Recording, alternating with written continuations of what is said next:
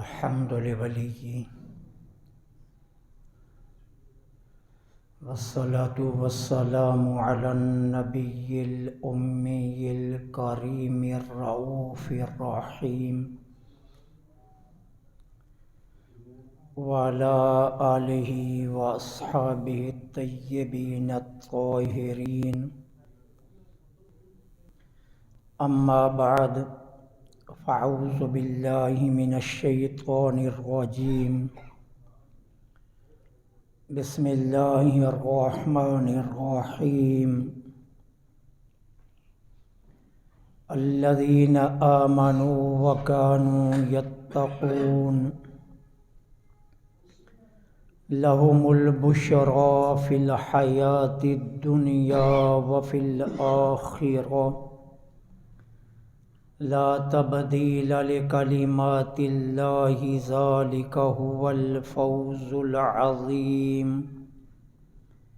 آمنت بالله صدق الله العظيم وصدق رسوله النبي الكريم الأمين ونحن على ذلك لمن الشاهدين والشاكرين والحمد لله رب العالمين. مولاي صل وسلم دائما أبدا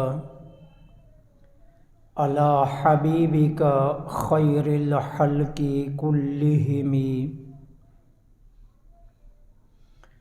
فإن من جودك الدنيا وضرتها ومن علومك علم اللوح والقلم. مولاي صل وسلم دائما أبدا على حبيبك خير الخلق كلهم. رضيت بالله ربا وبالإسلام دينا وبمحمد صلی اللہ علیہ وآلہ وسلم نبیا ورسولا. غریبا یا رسول اللہ غریبا غریبا یا رسول اللہ غریبا ندارم در جہاں جستوں حبیبم بری نازم کے ہستم امت تو گناہ گارم ولیکن خوش نصیبم. تمام تعریفیں اللہ رب العالمین جل سبحانہ و تعالی کے لیے خاص ہیں، جو ہم سب کا مالک بھی ہے اور ہمارا خالق بھی. وہی معبود حقیقی ہے، وہ وحدہ لا شریک ہے، کوئی اس کا شریک نہیں. کائنات ارض و سما کے ہر ذرے کے بدلے میں تا قیام قیامت بغیر کسی وقفے کے اربوں خربوں کے حساب سے درود و سلام آقا نامدار مدنی تاجدار فخر دو عالم امام الانبیاء خاتم المرسلین سرکار مدینہ راحت قلب و سینہ صلی اللہ علیہ وآلہ وسلم کی ذات پاک پر، کہ جن کے صدقے میں اللہ جل سبحانہ و تعالی نے ہمیں طرح طرح کی نعمتوں سے مالا مال فرمایا. انتہائی عزت کے لائق معزز اور محتشم سامعین، تاریخ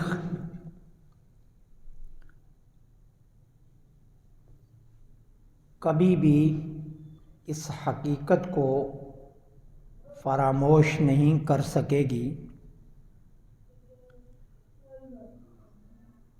اوراق کے سینوں پر جس قدر بھی حملے ہوں، لیکن یہ حقیقت تا قیام قیامت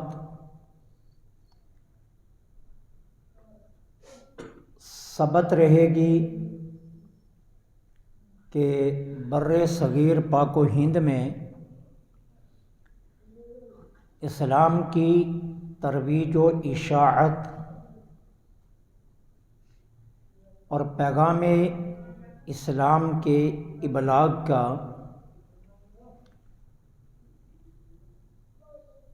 تاج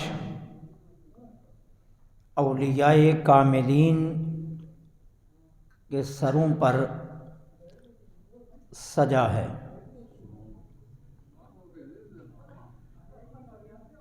علم و عمل، اخلاص و محبت کے پیکر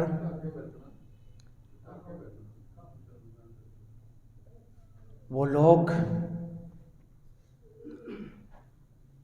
دنیا بھر کے خطوں سے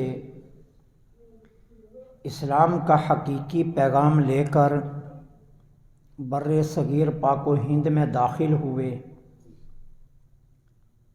اور پھر اپنے عمل سے، اپنے علم سے اور اپنی نگاہ کے فیضان سے بر صغیر پاک و ہند کا نقشہ بدل کر رکھ دیا۔ جن شخصیات نے اسلام کی ترویج و اشاعت کے اندر سب سے زیادہ کام کیا اور جن کے نام ہمیشہ تاریخ کے اوراق میں جگمگاتے رہیں گے، ان میں ایک ذات حضرت خواجہ معین الدین حسن سنجری چشتی رحمۃ اللہ علیہ کی ہے۔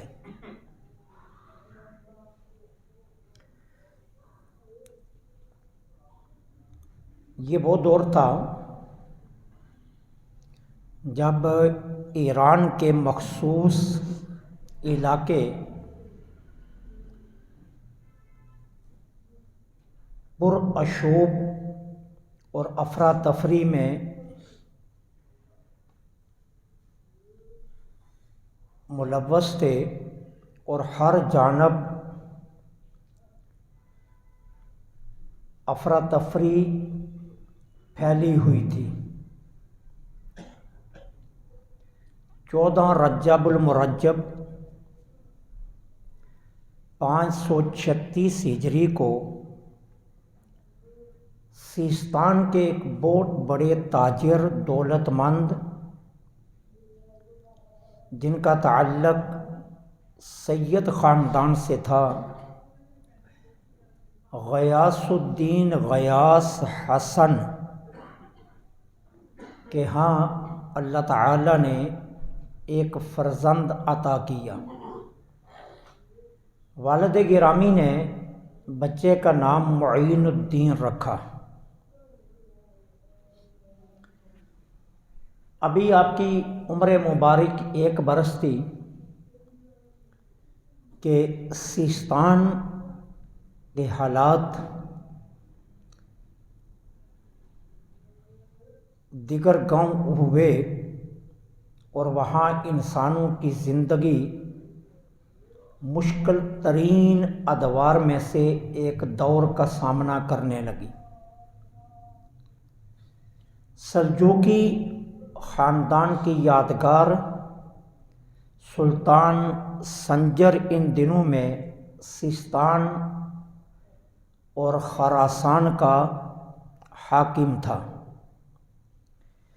اگرچہ یہ بڑا دیانتدار اور فرض شناس حکمران تھا، لیکن وقت نے کروٹ بدلی۔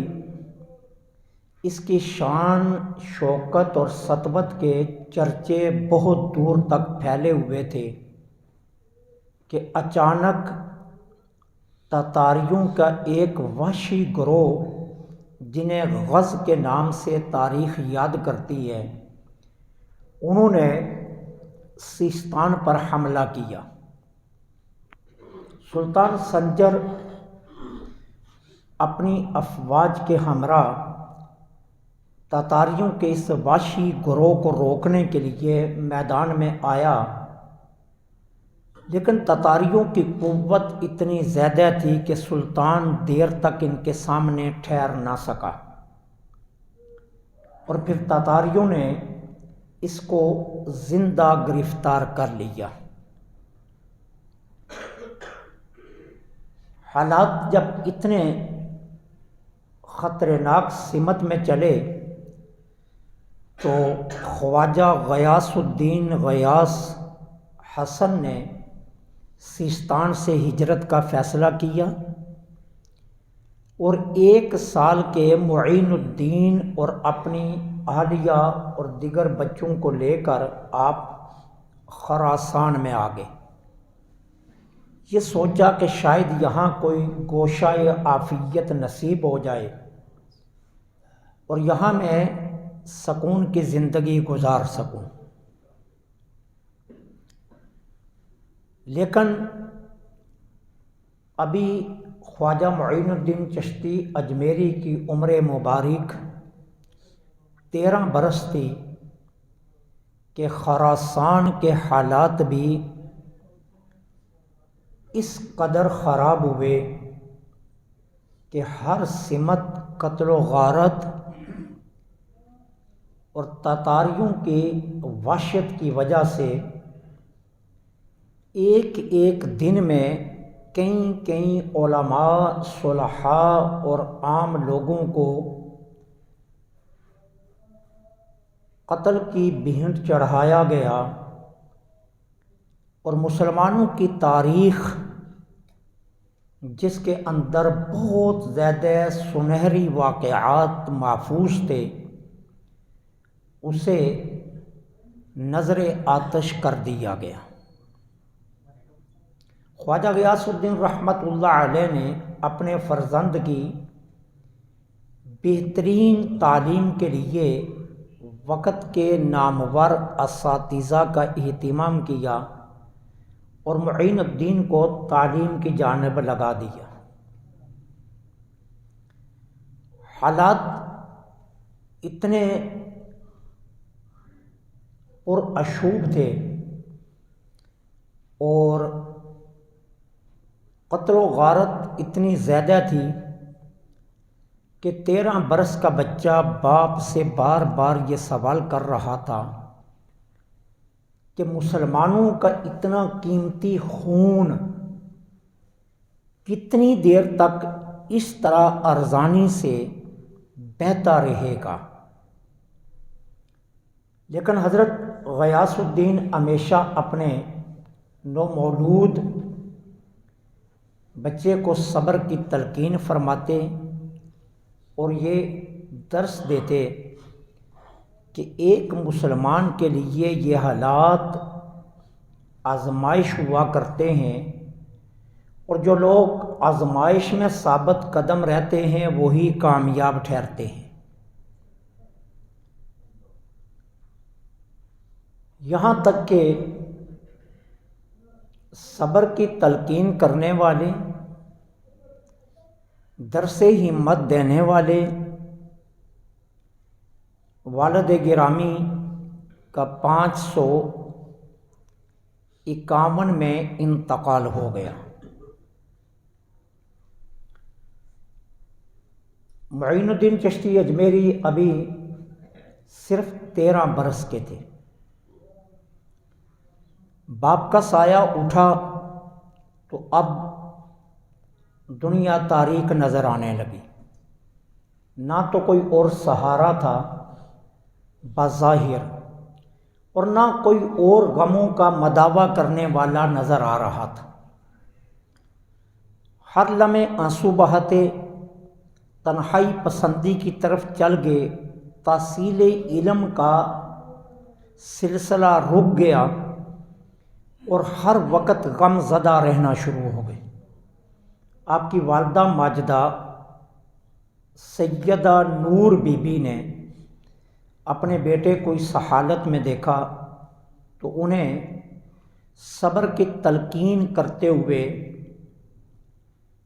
ہمت بندھانے کی کوشش کی۔ ماں کی محنت سے معین الدین دوبارہ تدریس سے علم کے لیے آمادہ ہو گئے اور آپ نے حصول علم کا سلسلہ شروع کر لیا، لیکن ابھی صرف 2 برس گزرے تھے اور معین الدین چشتی اجمیری 15 برس کی عمر کے تھے کہ والدہ ماجدہ بھی وصال کر گئی۔ اب خراسان کی زمین پر یہ سید تنہا نظر آ رہا تھا، جس کی عمر صرف ابھی 15 برس تھی۔ چاروں اطراف نظر دوڑائی تو کوئی اپنا نظر نہیں آ رہا تھا۔ والد گرامی کل وراثت میں حالانکہ اپنے وقت کے بہت بڑے تاجر تھے، لیکن ہجرت کی وجہ سے کاروبار تمام ختم ہو چکا تھا۔ اب صرف وراثت میں ایک باغ اور ایک چکی چھوڑ کر گئے۔ معین الدین چشتی اجمیری نے اب باغ سنبھالنے کا فیصلہ کیا۔ اب اپنے باغ کی باغبانی کا کام شروع کر لیا۔ پودوں کی کاٹ چھانٹ کرتے، انہیں پانی دیتے، باغ کی رکھوالی کرتے اور اپنی باغ کی اصلاح کی فکر میں رہتے۔ ایک دن باغ کی خدمت میں مصروف تھے، سامنے سے ایک نورانی چہرہ گزرا۔ 16-17 برس کا نوجوان، جس کا روحانیت کی دنیا سے کوئی تعلق بھی نہیں ہے، باپ بچھڑ چکا ہے، ماں داغ مفارقت دے چکی ہے، شفقت کے سارے سہارے ٹوٹ چکے ہیں اور سنبھالا دینے والا بھی کوئی نہیں ہے، سمجھانے والا بھی کوئی نہیں ہے۔ وہ نوجوان باغ سے دوڑا اور جا کر ان بزرگوں کا ہاتھ پکڑ کر دست بوسی کی۔ آداب ایسے تھے، انداز ادب ایسا تھا کہ وہ بزرگ نوجوان کی ان حرکات سے متاثر ہوئے، لیکن زیادہ توجہ نہ فرمائی اور جانے لگے۔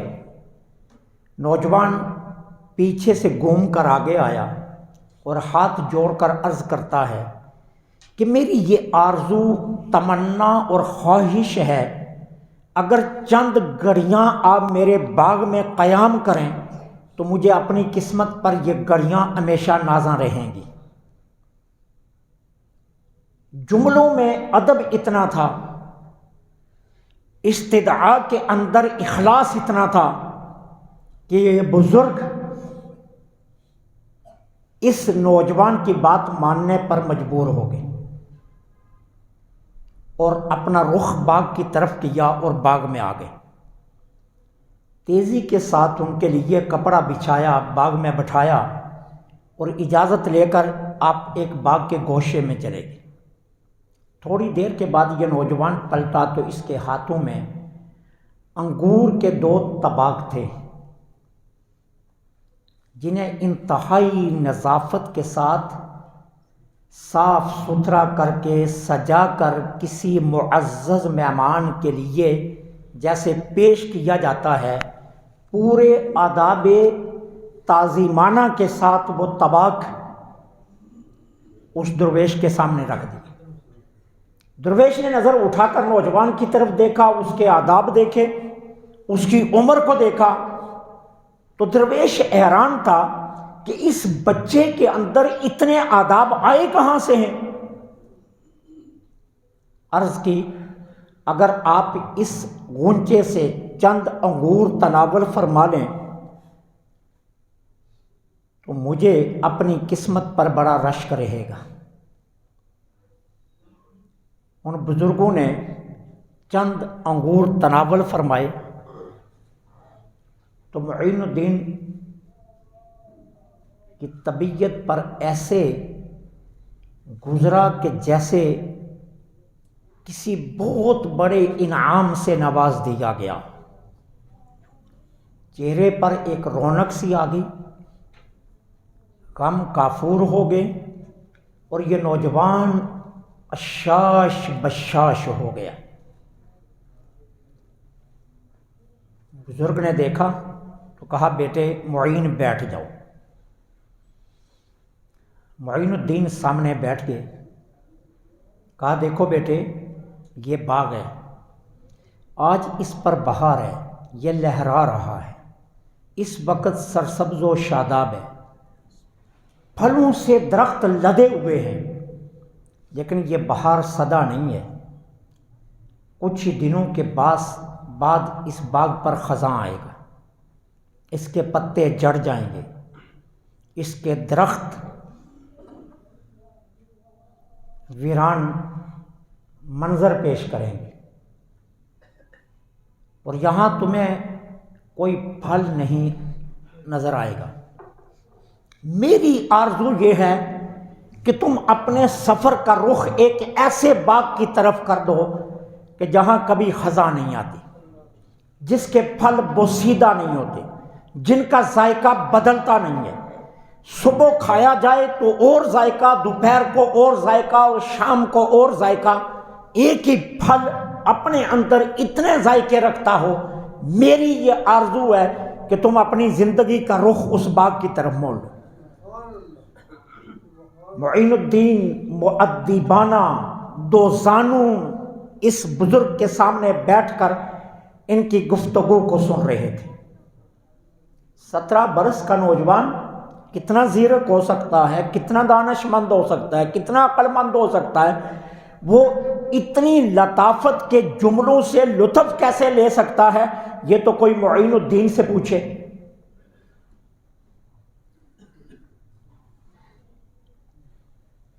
کہا بیٹے میری یہ آرزو ہے۔ عرض کی اگر یہ بات ہے تو آپ میری زندگی کا رخ خود ہی بدل دیجیے۔ یہ بزرگ تھے حضرت ابراہیم قندوزی رحمۃ اللہ علیہ۔ اپنے جبے کی جیب میں پاکٹ میں ہاتھ ڈالا، ہاتھ باہر نکالا تو انگلیوں کے درمیان خشک روٹی کا ایک ٹکڑا نظر آیا معین الدین کو۔ ابراہیم قندوزی رحمۃ اللہ علیہ نے معین الدین کی طرف یہ ٹکڑا بڑھا کر کہا یہ طباخ، یہ تمہاری مہمان نوازی تھی، اور یہ لے لو یہ ایک درویش کی مہمان نوازی، یہ کھانا تمہاری جانب سے تھا اور یہ ایک درویش کی جانب سے دعوت ہے۔ اتنا کہا اور وہ بزرگ کھڑے ہو گئے۔ معین الدین نے یہ خشک ٹکڑا منہ میں رکھا، لیکن وہ اتنا پرانا تھا کہ دانتوں کی پوری قوت کے باوجود بھی وہ ٹوٹنے کا نام نہیں لے رہا تھا۔ اور یہ ابراہیم قندوزی رحمۃ اللہ علیہ اس باغ سے نکل گئے۔ بس اس لقمے کے ٹوٹنے کی دیر تھی کہ معین الدین کا اندر ٹوٹنے لگا۔ جیسے جیسے وہ لقمہ اندر جاتا گیا معین الدین کی دنیا بدلتی گئی۔ اور پھر حال یہ تھا کہ اگلے دن اپنا سارا باغ بیچنے پر لگا دیا۔ اعضاء قارب کو پتہ چلا، ماننے والوں کو پتہ چلا، جو گاہک تھے انہیں پتہ چلا تو بھاگے ہوئے آئے، کہا تمہارے دماغ کو کچھ ہو تو نہیں کیا نوجوان، یہ کیا کر رہا ہے تم؟ کل ترکہ تیرا باپ تجھے ایک باغ دے کر گیا اور وہ بھی تم بیچنے لگا ہے۔ لیکن کسی کو بتا نہیں رہے تھے کہ میرے ساتھ ہوا کیا ہے۔ باغ بیچا، جتنی قیمت ملی اسی باغ میں کھڑے کھڑے فقراء میں بانٹ دی۔ ہاتھ جھاڑے اور 18 برس کا نوجوان خالی ہاتھ حصول تعلیم کے لیے خراسان کے مدارس کی جانب بڑھ پڑا۔ میں یہ تو نہیں کہتا کہ سکول و کالج بند کر دیے جائیں. میں یہ تو نہیں کہتا کہ یونیورسٹیوں کے دروازے بند کر دیے جائیں، لیکن ایک حقیقت آپ کو ماننی پڑے گی کہ دنیا کی تعلیم اسی وقت معتبر ٹھہرے گی جب اس کا جوڑ دین کی تعلیم سے کر لیا جائے. اگر آپ تاریخ کے اوراق کھنگالیں تو داتا علی اجویری ہوں یا شیخ عبد القادر جیلانی ہوں، وہ معین الدین چشتی ہوں یا فرید الدین گن شکر ہوں، وہ اقبال ہو یا کوئی اور ہو، یہ سارے وہ لوگ ہیں جو مدارس کے پیداوار ہیں.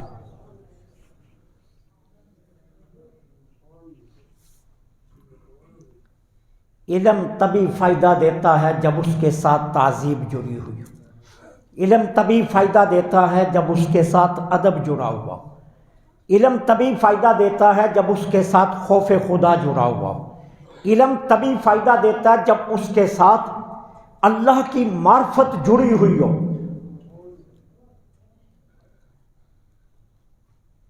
بیٹا تو ڈاکٹر بن گیا، لیکن بیٹے کو اگر نماز نہیں آتی ہے تو یہ تعلیم نہیں ہے، یہ بدتمیزی کا طوفان ہے.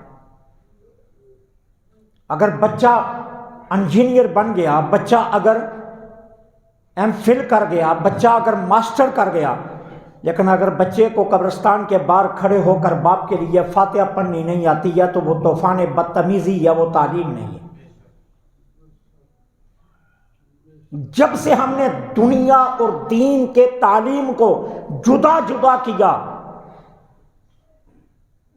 اس وقت سے آج تک قوم رہنما کے لیے ترس رہی ہے، کوئی رہنما نہیں مل رہا.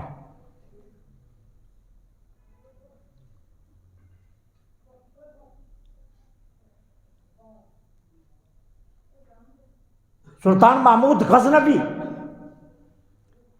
کبھی بھی سومنات کا مندر فتح نہ کر سکتا. جب اسے اپنے قدم ڈگمگاتے نظر آئے اور اسے اپنی فوجیں پسپا ہوتی نظر آئی تو فوراً اس کا دھیان حضرت خواجہ ابوالحسن خرقانی رحمت اللہ علیہ کے دیے ہوئے خرقے کی طرف گیا، اور پھر اس نے اپنے ہاتھوں پر مؤدبانہ وہی خرقہ رکھا اور کہا، مولا ابوالحسن خرقانی جو جبہ پہنتا تھا وہ آج میرے ہاتھوں پر ہے. اگر تجھے ابوالحسن خرقانی کی حیا ہے تو آج سلطان محمود غزنوی کو فاتح کر دے.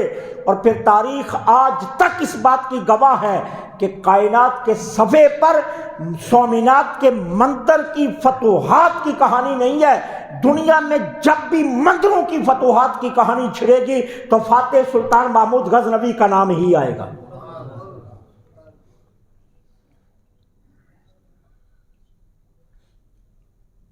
اکبر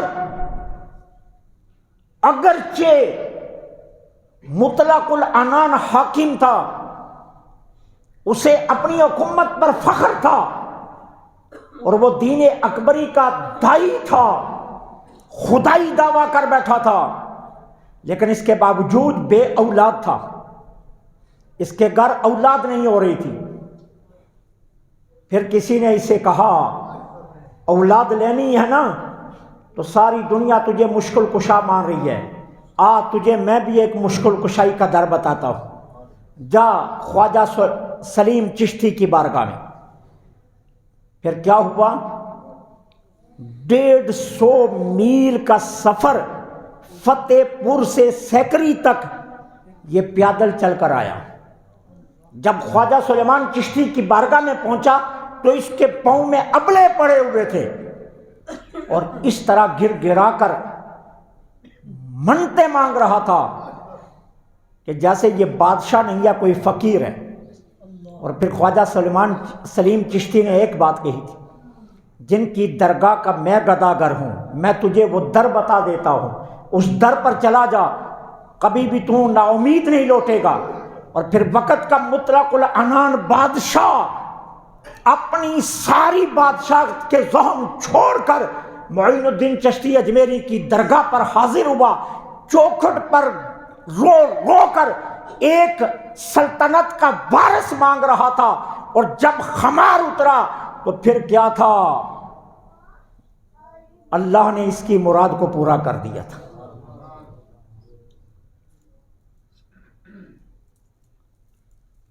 صاحبو یہ ماننا پڑے گا، اس حقیقت سے کبھی بھی تم انکار نہیں کر سکتے۔ یہی وہ ہستیاں ہیں جو بر صغیر پاک و ہند میں اسلام لے کر آئی۔ آج میری آپ کی اولادیں مسلمان ہیں۔ آج اگر ہمارے آباء و اجداد مسلمان تھے، آج ہم فخر سے کہہ رہے ہیں کہ ہم کلمہ گو ہیں، تو یہ ماننا پڑے گا کہ انہی اسلاف کی قربانیوں کا صدقہ ہے کہ آج ہم مسلمان ہیں۔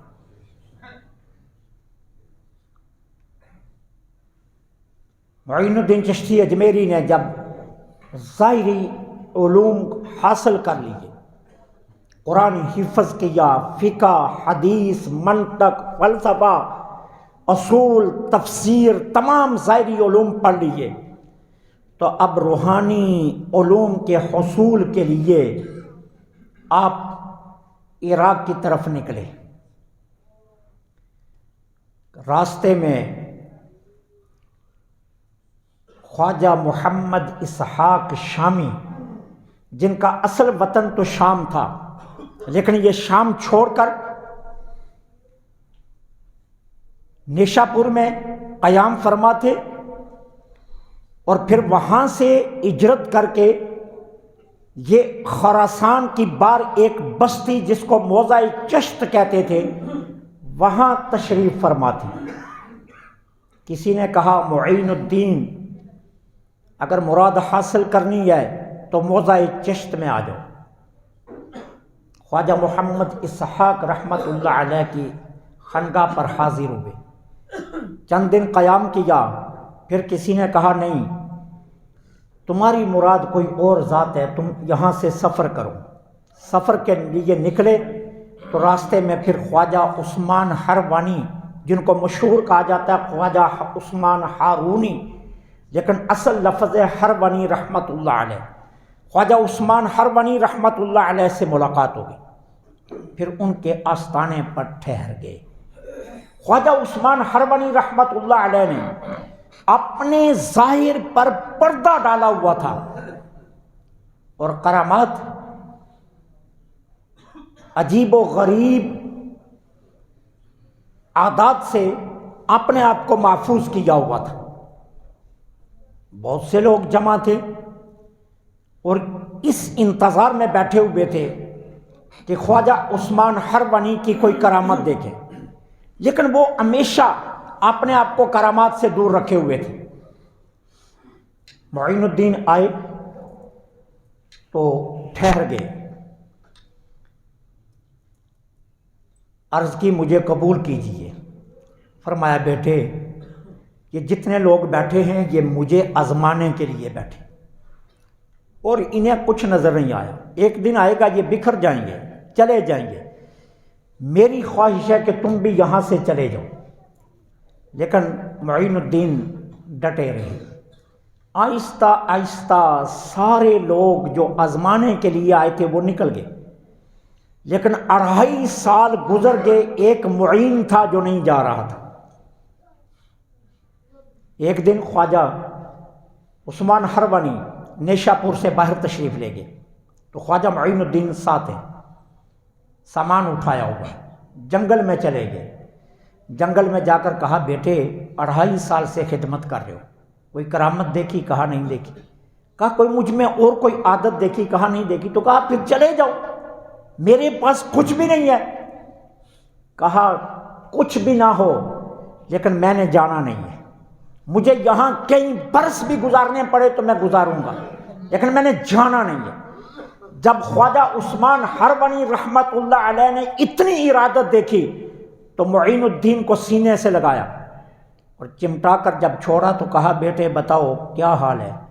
کہا اوپر دیکھتا ہوں تو عرش تک نظر جا رہی ہے، نیچے دیکھتا ہوں تو تخت الثری تک جا رہی ہے۔ خواجہ عثمان ہروانی کی آنکھوں میں آنسو آ گئے۔ کہا الحمدللہ مالک تیرا شکر ہے کہ تو نے معین کو ایک ہی ملاقات میں کامل کر دیا۔